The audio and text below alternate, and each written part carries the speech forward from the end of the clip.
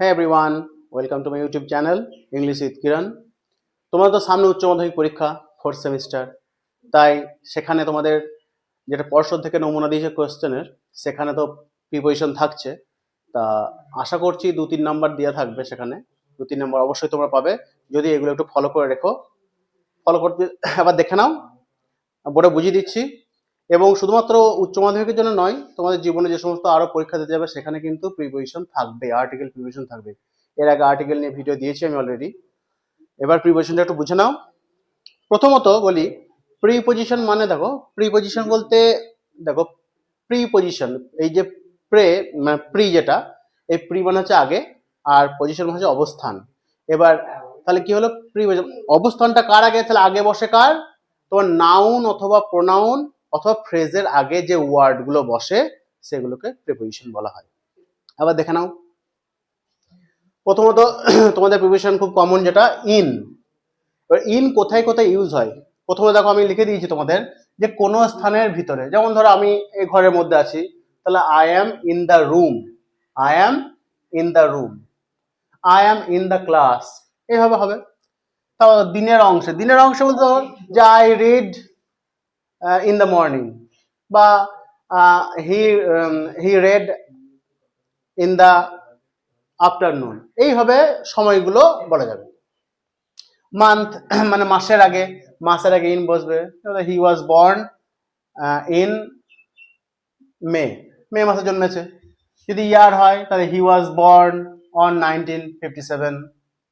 যে সিজনে হয় কি বলবো, ফ্লাওয়ার ব্লুমস ইন স্প্রিং, সেক্ষেত্রে হবে। সময়ের মধ্যে বোঝাতে গেলে যেমন ধরো যে হি finish the work in time, ঠিক সময়ের মধ্যে সে কাজটা শেষ করলো। সিচুয়েশন মানে অবস্থা, যেমন ধরো he is in a great danger, সে খুব বিপদে আছে, তাহলে ইন এ গ্রেট ডেঞ্জার, তাহলে সিচুয়েশন হলো। ল্যাঙ্গুয়েজ, তোমার যেমন ধরো রাইট ইন ইংলিশ, ঠিক আছে, write the paragraph in English, এইভাবে থাকে না ল্যাঙ্গুয়েজের ক্ষেত্রে। বড় জায়গার ক্ষেত্রে ইন বসে, যদি বলি যে I live in Kolkata, I live in Kolkata, সেক্ষেত্রে বড় জায়গা হয়ে গেল। তা এইগুলো ইনের ব্যবহার, এগুলো খেয়াল রাখলেই হবে। অন দেখো, অন কোনটা বোঝায়, অন দ্য সারফেস, যেমন ধরো উই লিভ অন আর্থ, আমরা পৃথিবীর উপরে উপরিতলে বাস করি, এটা সারফেস। তারপর ধরো ডেজের ক্ষেত্রে যেমন ধরো হি কেম হেয়ার অন মন্ডে, সে মানডেতে এসেছে। ডেট যদি ডেট, ধরো যদি বলি হি কেম হেয়ার 25th, বা he was born on 25th September, এইভাবে হবে। অন এ ভেহিকেল মানে যে কোনো ধরো, ভেহিকেল বলতে আগের দিনকে তোমাদের বুঝিয়েছিলাম আমি এরর কারেকশনের ক্ষেত্রে, এই ভেহিকেল হচ্ছে তোমার যানবাহনের ক্ষেত্রে কি হয়, যে যানবাহনে আমরা ঠিক মতো দাঁড়াতে পারবো, চলাহাঁটা করতে পারবো, সেক্ষেত্রে অন হয়। তাহলে on a vehicle, he is on the bus, on the train, on the plane. আর যে কোনো টপিকে, ধরো তোমাকে একটা টপিকে কিছু বলতে বলবো, যদি বলো যে যে say something on global warming, এভাবে বলতে পারে, সেক্ষেত্রে হবে অন গেল। এই অন মানে উপরে। এবার দেখো, এই অ্যাবাভ মানে উপরে, ওভার মানে উপরে, আপন মানে উপরে, অন টু মানে উপরে। এবার এই অ্যাবাভ বলতে উপরে কিরকম, তোমার সেটা ফিক্সড কোনো জিনিস, ফিক্সড যদি কোনো জিনিস থাকে সেক্ষেত্রে অ্যাবাভ হবে। এই অনটা সারফেসে লেগে থাকতে হবে। অনটা বলতে আমাদের যদি বলি যে the book is on the table, তাহলে টেবিলের সাথে বইটা তো লেগে আছে, ঠিক আছে, সেক্ষেত্রে হবে। কিন্তু অ্যাবাভ যদি বলি যে the fan is above our head, ফ্যানটা আমাদের মাথার উপরে, তাহলে মাথার উপর তো মাথার সাথে তো দূরত্ব আছে, তার একটা টাচ হয়ে নেই, সেক্ষেত্রে অ্যাবাভ। ওভার ধরো, ওভার মানে কোনো কিছুকে পার করে, উপর দিয়ে গিয়ে, যেমন ধরো যদি বলি যে the dog jumped over the log, কুকুরটা একটা গাছের গুড়ির উপর দিয়ে লাফিয়ে গেল, সেক্ষেত্রে ওভার। আপন মানে উপরে। এবার আপন বলতে কি, ধরো যদি বলি the cat jumped upon the wall, দেওয়ালের উপরে লাফালো, সেক্ষেত্রে দেওয়ালের উপর লাফালো। আর অন টু মানে হচ্ছে উপর দিয়ে, যদি বলি the child climbed on to the tree, ছেলেটা কি করছে, গাছের উপর দিয়ে উঠছে, সেভাবে অন টু হবে। তারপরে দেখো বাইটা কি বোঝায়, দ্বারা বোঝায়। দ্বারা বলতে যেমন ধরো যদি বলি যে I came here by bus, আমি বাসে করে এলাম, সেক্ষেত্রে হয়। তারপরে ধরো যদি পাশে, যে হি ইজ, এখানে পাশে বলতে একবারে পাশে বোঝায় না, যেমন ধরো যদি বলি যে village is by the river, নদীটা গ্রামটা নদীর পাশে, সেক্ষেত্রে পাশে হয়। মাধ্যমে, মাধ্যম বলতে যেমনি ধরো যে কোনো মাধ্যম যদি বলা হয় যে the he came here by the train, সেক্ষেত্রে হতে পারে। আর এখানে দ্বারা যেটা বললাম সেটা হচ্ছে দ্বারা বলতে এমনি বোঝায় কি যে I the work is done by me, কাজটা আমার দ্বারা হলো, সেক্ষেত্রে হবে। টাইম লিমিট, টাইম লিমিট বলতে যেমন যদি বলা হয় যে finish the work by 6 PM, 6টার মধ্যে তুমি কাজটা শেষ করো, টাইম লিমিট থাকে। মেজারমেন্ট, মেজারমেন্ট যদি বলি যে the room is 12 feet by 14 feet, সেক্ষেত্রে মেজারমেন্ট হয়ে গেল। আর ফর কি বোঝায়? ফর বলতে কারণ বোঝায়। যেমন ধরো কারণ যদি বলি যে he is famous for his singing, Arijit is famous for his singing, সে কারণ বোঝাচ্ছে। জন্য যদি বলি যে I am making this video for you, আমি এই ভিডিওটা তোমাদের জন্য করছি, সেক্ষেত্রে ফর হলো, ঠিক আছে। তারপর সময় ধরে যদি বোঝায়, সময় ধরে বলতে যেমন প্রেজেন্ট পারফেক্ট কন্টিনিউয়াসে কি হয় যে ধরো আমি 3 দিন ধরে বৃষ্টি হচ্ছে, তাহলে it has been raining for 3 days, সেক্ষেত্রে হচ্ছে।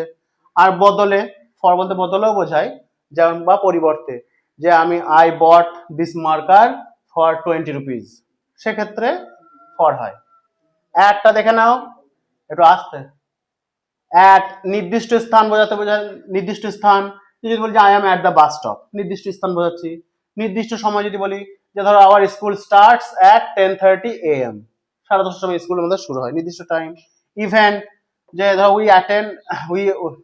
উই আর হেয়ার বা we are at the party, we are at the party, সেক্ষেত্রে ইভেন্ট হচ্ছে। প্রাইস মানে দাম বোঝাতে, দাম কিরকম, যে rice is sold at 30 rupees a kilo, 30 টাকা কেজি দরে বিক্রি হচ্ছে চাল, সেক্ষেত্রে অ্যাট হয়। তার অফ বলতে কি বোঝায়? অফ বলতে র বা এর বোঝায়, সম্পর্ক বোঝায়। যেমন ধরো সম্পর্ক যদি বলি যে the boy is only son of his father, ঠিক আছে, ছেলেটা একমাত্র ছেলে তার বাবার, সেক্ষেত্রে সম্পর্ক বোঝাচ্ছে। অংশ যদি বোঝায়, অংশ যে ধরো বা এমনি ধরো কোনো উপাদান, যেমন the glass is made of glass, the glass is made of glass, গ্লাসটা গ্লাসের তৈরি, কাঁচের তৈরি, গ্লাস যেটাতে বলি আমরা, ঠিক আছে, এক্ষেত্রে এরকম করে হয়। আর আর একটা কারণে হয়, কারণ যেমন ধরো যে the man died of cancer, মানে কোনো রোগে কেউ মারা গেলে সেক্ষেত্রে অফ হয়। আন্ডার, দেখো আন্ডার বলতে নিচে, ধরো টেবিলের নিচে বিড়ালটা আছে, the cat is under the table, সেক্ষেত্রে নিচে হচ্ছে।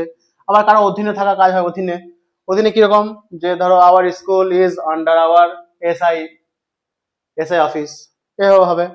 তারপরে যদি বলি যে the road is under construction, রোডটা তোমার কাজ চলছে, কাজে এরকম আন্ডার কনস্ট্রাকশন হচ্ছে। টু বলতে দিকে বোঝায়, যেমন আই গো টু স্কুল, আমি স্কুল যাই, স্কুলের দিকে যাচ্ছি আমি, ঠিক আছে। কাছে, কাছে বলতে যেমন I am thankful to you, আমি তোমার কাছে কৃতজ্ঞ, এরকম টাইপ যেগুলো বোঝা যাচ্ছে, থ্যাঙ্কফুল টু।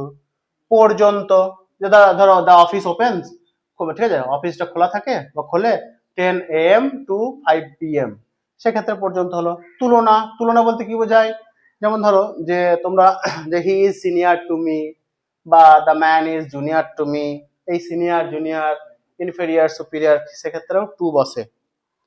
তারপরে এগেনস্ট, এগেনস্ট মানে বিরুদ্ধে, যেমন আমাদের চলছে TMC is against BJP or other parties. About বলতে সম্পর্কে, যে টেল মি অ্যাবাউট হিম বা tell me story about a farmer, about বলতে সম্পর্ক বোঝায়। এছাড়া আরো মোটামুটি অনেক প্রিভিয়েশন আছে, তা মোটামুটি যেগুলো খুব দরকারি সেগুলো দিলাম, এগুলো খেয়াল রাখবে। আর আর প্রিপোজিশন তো 2 ধরনের হয়, এটা হচ্ছে জেনারেল প্রিপোজিশন, যেগুলো দিলাম তোমাদের জেনারেল প্রিপোজিশন। এবার এরপরেও আছে অ্যাপ্রোপ্রিয়েট প্রিপোজিশন, সেগুলো পরে ভিডিওতে দিচ্ছি, এগুলো দেখে নিও, এগুলো অবশ্যই কাজে লাগবে। ভিডিওটি যদি ভালো লেগে থাকে তা তোমরা অবশ্যই সাবস্ক্রাইব করে দিও, লাইক কমেন্ট শেয়ার করো, আর পাশে থেকো। Almighty bless you.